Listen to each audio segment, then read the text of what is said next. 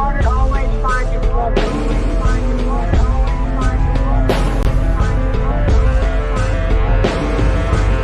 What'd your teacher do?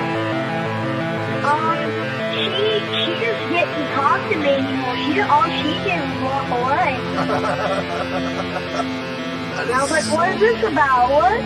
That's okay though. For being so young, you're very, very smart. That's fantastic. Yeah. So keep up the good work, man, and stay flat, okay? Okay, I'm a flat earther.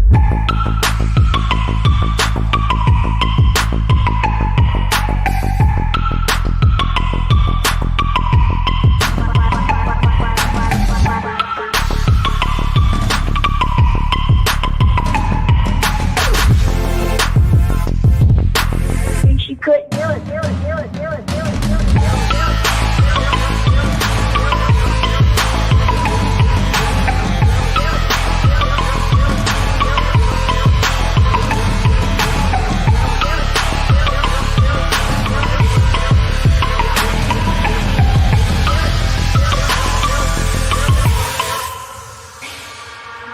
I'm a flat earther.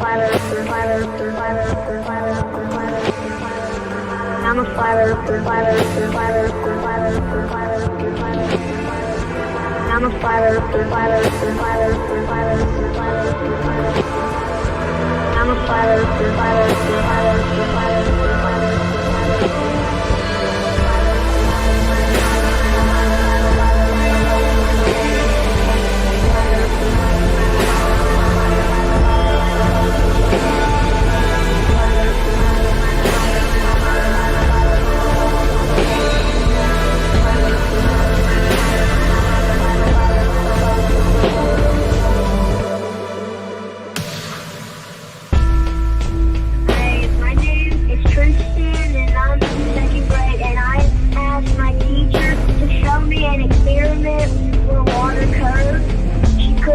because it doesn't curve, the water always finds its way.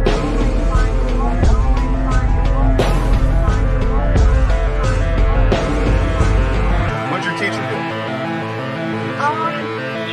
She just didn't talk to me anymore. All she did was walk away. And I was like, what is this about? What? That's okay though. For being so young, you're very, very smart. That's fantastic. Yeah. So keep up the good work, man, and stay flat, okay? Okay, I'm a flat earther.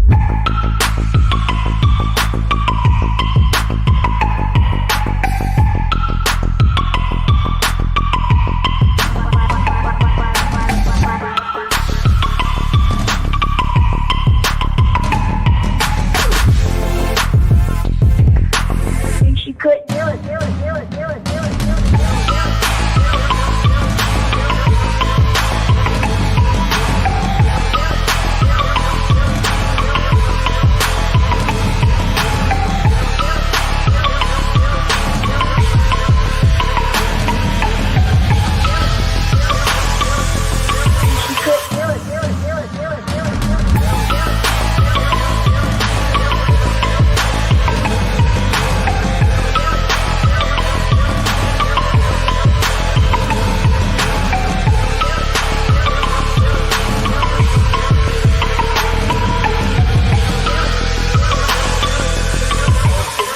Up for sound bites. This is awesome.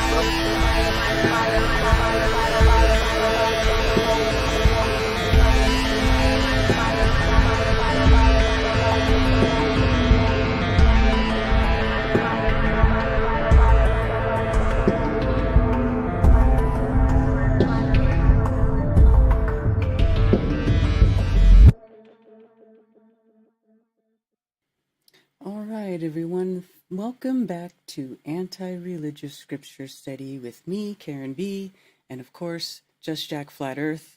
Shabbat Shalom. Shabbat Shalom. Welcome back, y'all. Yeah, sorry, it was a late start. My fault. Had a family situation that we had to take care of this morning, but I'm glad we're here. We made it. Alrighty. I'm just gonna get into my disclaimer. Just Jack's disclaimer. To the religious, if you believe it's wrong to study the scripture outside of your religion or denomination, if you believe your religious leaders or church fathers are incapable of having inherited anti-scriptural traditions of men, if you've already made up your mind about scripture, including the scripture shouldn't be studied at all, then this stream is not for you. To others, if you are open-minded to others' opinions, if you haven't made up your mind about Scripture, if you've been turned off to religion but believe there's truth in Scripture that may have been changed or hidden by religion, if you live according to Scripture and like to dig in and discover more, then the stream is for you. We are looking at Scripture in the original language using concordances or dictionaries for words, as well as context from a non-religion perspective. We will as well have life experience discussion. We are not here to argue with others about theology or doctrine by the traditions of men, including Catholicism, Christianity, Islam, or Judaism. We will be discussing the importance of origins and show how religions contradict the scriptures. There we go. All righty. So, for people who haven't been up to date, we are in the book of Deuteronomy, which is also called Devariym, the words. And this is Moshe's last speech before they crossed over into the Yarden before Moshe passes away, aka Moses, for those who don't know. Mm-hmm. And it's a lot of recap and further details than the previous 3 books. And we are in chapter 12. All right. So I'm going to go back to parallel. All right. And I changed the format a little bit so that most of the translation could be read at the same time, where before it was kind of cutting it off with a smaller window. So I'm going to pull this back down here. Is the window okay in the bottom right-hand corner as far as width? Well, Do I need to go more left? yeah, you need to go more left because my camera Like that? is there. Is that better? Well, you can, if you want that part longer, then if you could make the white box a touch taller, then I can put my camera above your camera. I'll just use what you already have rather than changing the setup. If I got to pull it more left, I'll pull it more left. That's fine. Okay. Yeah, it needs to go more left because Let me know. my camera is blocking it. Okay, more. Okay. More. Okay. You're like halfway behind my box still.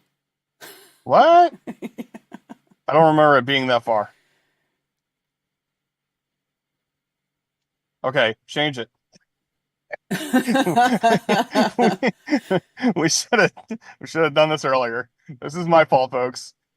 I'll change it back.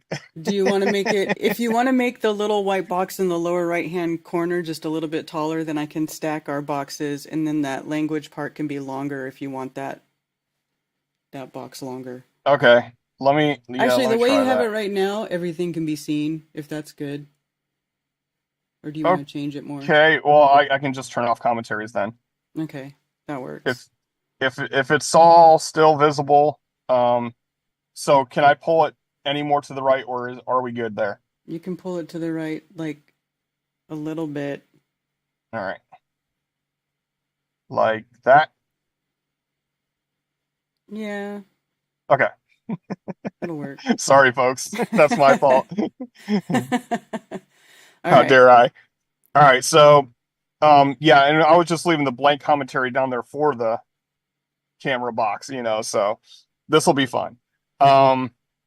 So as we've discussed and many times before, when they translate laws, right rulings, traditions, judgments, any of those words, you should actually look them up and see what they are, because they are different from each other, but they get translated interchangeably. So that's just this says these are the laws when it's the inscriptions or decrees, rather than what is typically translated as law, which is Torah, which is, directional. So, all right, so you can start reading whenever you're ready. All right. These are the laws and right rulings which you guard to do in all the land which Yehovah Elohim of your fathers is giving you to possess, all the days that you live on the soil. Okay, and soil is a better translation than King James Version, which uses earth. Earth, we know, is typically translated from eretz, which is the physical plane, but this is more ground, redding. So that's like Adam was taken from Adamah, So ground, not earth. All right. Mm-hmm. 2. Completely destroy all the places where the nations which you are dispossessing served their mighty ones, on the high mountains and on the hills and under every green tree. Okay, so this one says the nations that you do inherit rather than dispossessing, which you shall possess. Yeah, so I don't know why dispossessing was translated there. It's actually that you are possessing, you are inheriting. Mm. And this high mountain and hills under every green tree, this is a typical thing in the near Middle Eastern culture called high places, where they actually have like tops of mountains and stuff dedicated to certain deities. A lot of the times in this timeline, they're dealing with Asherah, Aristate, Easter, Ishtars. It's all the same animal, where they would have a share of poles, which represent the dismemberment of Easter's son, Nimrod, who is also the alleged reincarnated sun god. Yeah, so it's all based in that worship stuff. So these high places, he's saying when you get there, make sure you knock them down and not do what modern religion has done, where instead of knocking down old high places, they convert high places. Like these altars where they sacrifice children, we'll just put a new altar over top of that and say that it's baptized in the name of our religion, which has happened many times, especially over in the Jerusalem area. So just FYI, just a little history and twisted nonsense that goes on there. Just like the word kirke, church, comes from the circus worship, and they just adopt these things and baptize them for their new religion. All right, verse 3. And you shall break down their slaughter places, and smash down their pillars, and burn their asherim with fire, and you shall cut down the carved images of their mighty ones, and shall destroy their name out of that place. Now, King James Version says burn their groves. And I appreciate that the Scriptures version did show that it's the asherim, which comes from the worship of Asherah. So, Do not do so to Yehovah your Elohim, but seek the place which Yehovah your Elohim chooses out of all your tribes to put his name there for his dwelling place, and there you shall enter. okay, again, so this is about choose a place that Yah chooses, and don't just baptize previous locations, right? 6.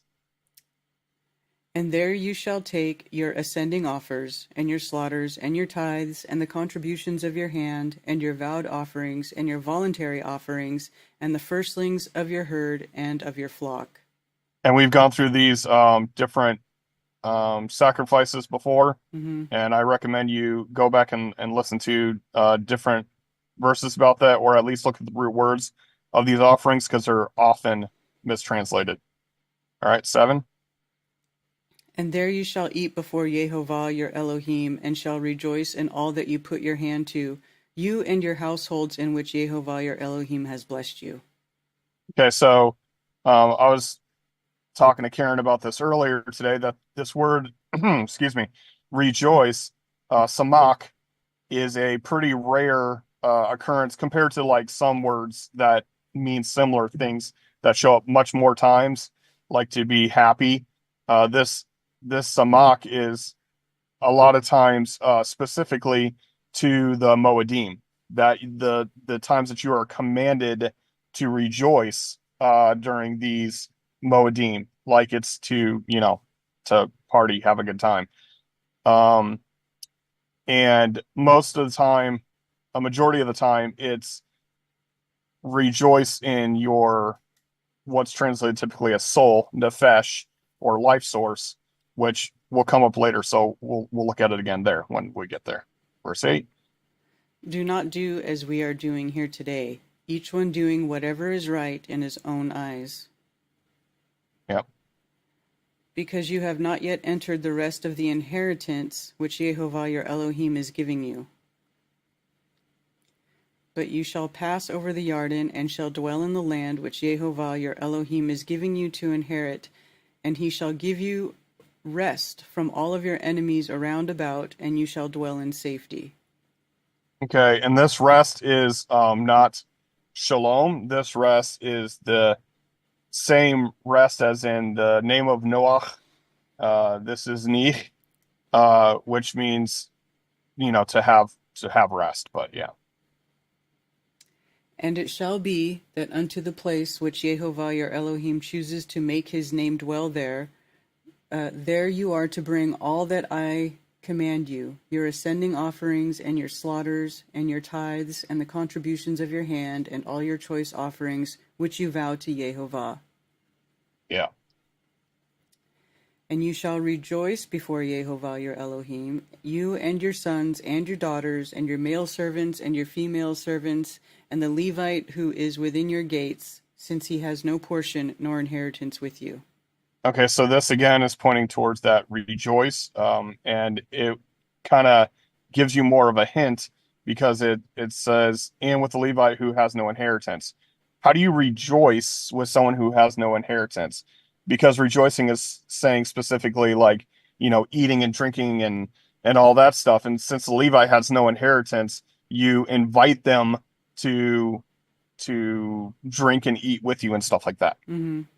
So that they're not left out in the party, so to speak. And it actually talks about in further reference in Deuteronomy that you also take care of the widows, the orphans, those in need, and the Levites. And that's the inclusion of those who you take care of with your tithe. All right, 13. Guard yourself that you do not offer your ascending offerings in every place that you see, except in the place which Jehovah chooses, in one of your tribes. There you are to offer your ascending offerings, and there you are to do all that I command you. Okay. Only whatever your being desires you shall slaughter and eat, according to the blessing of Jehovah, your Elohim, which he has given you, within all your gates. The unclean and the clean do eat of it, of the gazelle and the deer alike. And this says sacrifice and eat, not slaughter and eat. But this is, typical for the scriptures version, like they call it the slaughter place instead of just the altar, Mm-hmm. Stuff like that. But also this is where, let's see if this is correct. This is the nefesh avah, soul lusteth after, is another instance where they translate poorly. So if I go over here to King James Version and it says soul lusteth after, and I look up this word that they translate as lusteth after, and then I can search the entire Old Testament, and I'm just going to change it to Pentateuch, which is just Torah, and show you it's only 7 times in here. And it is typically soul lusteth after, soul lusteth after, soul lusteth after, desire of his mind and desires of the soul. But if you look, desire and lusteth is the same number, H185, and nefesh, which is the life source, and mind in this occasion are the same word as well, 5315. So they translate it in some locations to make a more desirable sounding in some locations, but less desirable sounding in other locations, because a lot of people get turned off by the term lusteth after, even though the desire of your life source, which is more important than the desire of your mind, right? Which is what they put here. It's like what connects to your soul. Like your soul desires it, Mm-hmm. your life source. Mm-hmm. Like there's nothing wrong with me lusting after my wife because she's my wife, right? Right. My soul should desire her. But that's a specific thing. Just like the rejoicing, if you look at those in occasion, you can see that they are speaking. Again, changing it to Pentateuch to close it down, only 12 verses. And Leviticus 23:40 is where it talks about rejoicing for the Moedim of Sukkot, aka, camping party week, right? And you can see in the context of the chapter we're in right now, which is Deuteronomy 12, and then in Deuteronomy 14:26, it says the same thing, where it says, it talks about I'll just go there really quick, and then I can go back. It says, if your way is too long, and I've mentioned this in the calendar review that I've done multiple times. If the way is too long for you, that's so that you're not able to carry it, and the place be too far from you, which Jehovah your Elohim shall choose to set his name there, when Jehovah your Elohim has blessed you, then you shall turn that tithe into money.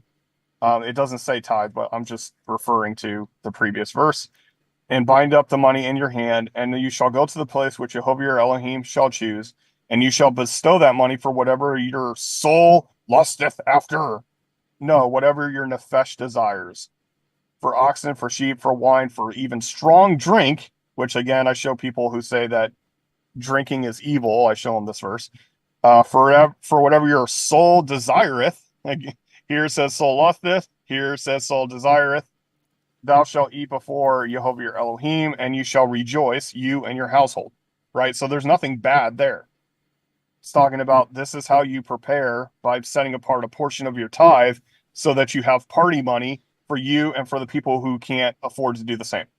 So, yeah, nothing wrong there. Anyway, for soul lust, yeah. All right. All right. But this is what they do. Just by the slight translation differences, it changes the whole thought process between mind desire and soul lusteth. Mm-hmm. Yeah. All right. All right. Only the blood you do not eat. Pour it on the earth like water. Okay, so some people say this means I can't have a rare steak. No, it does not. There is typical belief systems that believe that you have power by consuming blood. Like not just cooking with blood. I'm talking about eating blood straight. And like blood pudding, I think is right there on the verge because it's like coagulated blood as a meal. Very disgusting to me. And blood sausage. But they're specifically trying to eat blood. Yeah. Where it's not the same as like, if you eat a rare steak, then you're breaking this command. No, it's not. It's like eating blood specifically. Mm-hmm. Instead, you drain out the blood of the animal. Yeah. Which, it should be common sense these days, but, All right, 17. All right. You are not allowed to eat within your gates the tithe of your grain, or of your new wine, or of your oil, or of the firstlings of your herd, or of your flock, or of any of your offerings which you vow, or of your voluntary offerings, or of the contribution of your hand. All right, just to jump back, just because I was thinking about it. Sorry, about the eating blood thing. Even modern tradition today, man takes his son out for his first hunt, kills a deer, tells him to drink the blood and eat the heart. Yeah, that's still a modern tradition. That's carried over from that kind of practice. All right, 18. But eat them before Yehovah your Elohim, in the place which Yehovah your Elohim chooses, you and your son and your daughter and your male servant and your female servant and the Levite who is within your gates, and you shall rejoice before Yehovah your Elohim in all that he put your hands to. Okay. Again, this is talking about the big party in the place where Jehovah causes his name to dwell. Mm-hmm. And the other thing is it's referenced later on in this book, but it says that when they moved the ark that was called by his name, so when they move the Ark of the Covenant around, or the container of the contract, it's the same as moving Yehovah around, because that's like his, his node, where he appears, Mm-hmm. Guard yourself that you do not forsake the Levite as long as you live in your land. Again, taking care of the Levites because they don't have a portion. When Yehovah your Elohim enlarges your border, as he has promised you, and you say, let me eat meat, because you long to eat meat, you eat as much meat as your being desires. Okay. When the place where Jehovah your Elohim chooses to put his name is too far from you, then you shall slaughter from your herd and from your flock, which Jehovah has given you, as I have commanded you, and you shall eat within your gates as much as your being desires. Okay, so again, if it's too long for you, you still need to party. Yeah, Mm-hmm. it's still the same thing. Which eating meat was a celebrational thing, not an everyday thing. That just pointing that out. All right, 22. Only as the gazelle and the deer are eaten, so you are to eat of it. The unclean and the clean alike eat of it.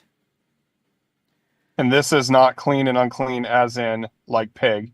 This Right. is talking about how it's prepared for the moed and not prepared for the moed as in, you're supposed to go to the place where Yah commands and bring your sacrifice and have it slaughtered there. But if it's too far from you, then you can eat it even if you don't go through the same process. Hmm. And here's the thing about the blood again. Only be strong not to eat the blood, for the blood's the life. Do not eat the life with the meat. Very interesting quote there. Mm-hmm. Do not eat it. You pour it on the earth like water. Yeah, and this also goes back to all the way when they first got off the ark, Noah and his family.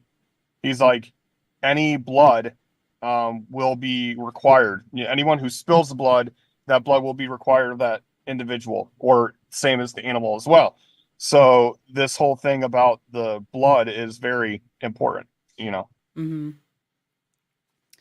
Do not eat it, that it might be well with you and your children after you, when you do what is right in the eyes of Jehovah. Only the set-apart gifts which you have and your vowed offerings you are to take up and go to the place which Jehovah chooses.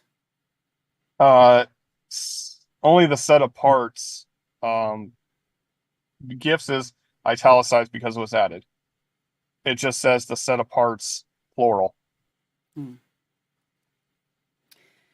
And you shall make your ascending offerings, the meat and the blood, on the slaughter place of Jehovah your Elohim, and the blood of your slaughterings is poured out on the slaughter place of Jehovah your Elohim, and you eat the meat. So that's what we're talking about in the clean way, that you eat the meat. Guard and obey all these words which I command you, that it might be well with you and your children after you forever, when you do what is good and right in the eyes of Jehovah your Elohim. Okay. When Jehovah your Elohim does cut off from before you the nations which you go to dispossess, and you dispossess them and dwell in their land. Guard yourself that you are not ensnared to follow them after they are destroyed from before you, and that you do not inquire about their mighty ones, saying, how did these nations serve their mighty ones, and let me do so too? And this happens multiple times where they're right on track. They're, doing Yah's will. Nobody's fighting with them. And then they start saying, I wonder what these people do to worship their gods. And they start bringing in some stuff. And then they start going to war again. It just happens over and over again. And then you have modern religions that's like, how did they worship the creator? Okay, let's incorporate that into our new religion, right? So like when they have, sun god worship, child sacrifice, or fertility goddess, sacrifices, let's just make that part of our new religion. We'll call it Catholicism because it's a universal religion. Anyway, moving on. 31. Do not do so to Jehovah your Elohim, for every abomination which Jehovah hates they have done to their mighty ones, for they even burn their sons and daughters in the fire to their mighty ones. There you go. That's talking about how they did it. But then they just adopt it and make new holidays out of it. It's horrible. Horrible. All the words I am commanding you, guard to do it. Do not add to it, nor take away from it. Very important verse. If you read the scriptures, right, and it says one thing, but then you say, but now we do this, or that's not what it really says. Even though it says this, what it really means is this, and they don't have any translation to back it. It's just a theological premise. It happens all the time. this is what it means to not add to it or take away from it. Like, let's say, for instance, Judaism, which is those who are loosely based on the Old Testament. They have a whole set of laws that are based on, allegedly, based on Torah, that are exponentially longer, exponentially more commandments. And some of it is just, when you look at the verse that they use to make their command, it's like, how the heck did they get that from that? You know, they just make crap up on the regular. So, oh my gosh, Musicians for Truth. How you doing, Dred? I ain't seen you in a minute. Hey, All right. MFT. All right, so we got Gregory May, Joseph Osborne, NDB, Tony Coriolis, JP. Let's see, Sheriff Shallon. Sorry if I said that wrong. Emily S. Valley Parks. Earth First Space Later. Dennis, how you doing, brother? Austin Murphy. Good Times for All. What's up, Zach? Easing Someone 7. What's up, Cammy? Lord Racer. Musicians for Truth, which is blowing my mind right now. He shows up once in a while.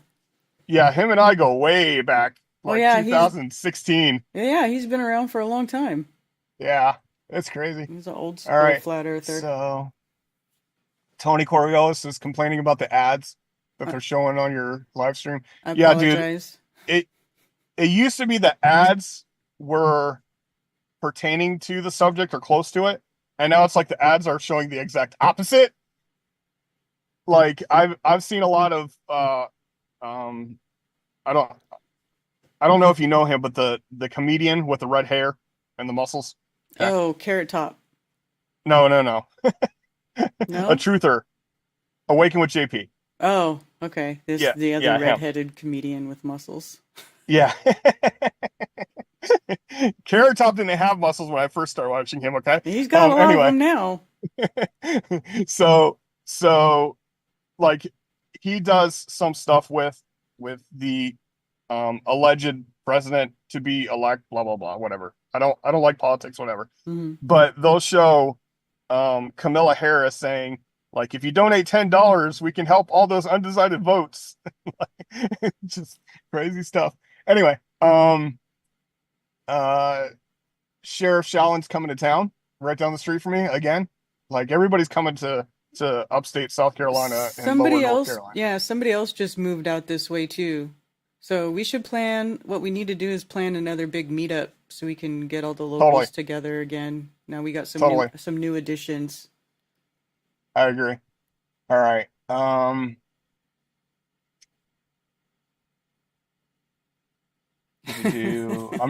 just seeing a lot of, just chit chat. Nothing about, you mentioned this and MFT mentioned this, so we might as well mention this. Allegedly, I haven't seen it yet. The Olympic opening ceremony was super cringe, lots of agenda about the trans movement, et cetera, et cetera. So MFT says, how offensive was the Olympic opening ceremony to Christians? Downright awful, and I'm boycotting that shit, and I'm not even a Christian. And I know that about you, Dred. We've had some good conversations about that, which is cool. But yeah, it's pretty bad. So they recreated the Last Supper with drag queens. Oh my gosh. Yeah, they did bad. It's pretty ugly. Wow.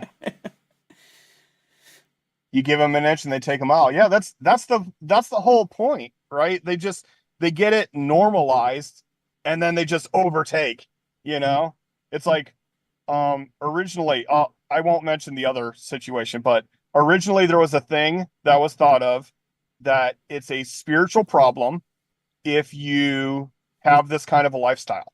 Then it turned into maybe it's a mental problem if you have this kind of lifestyle.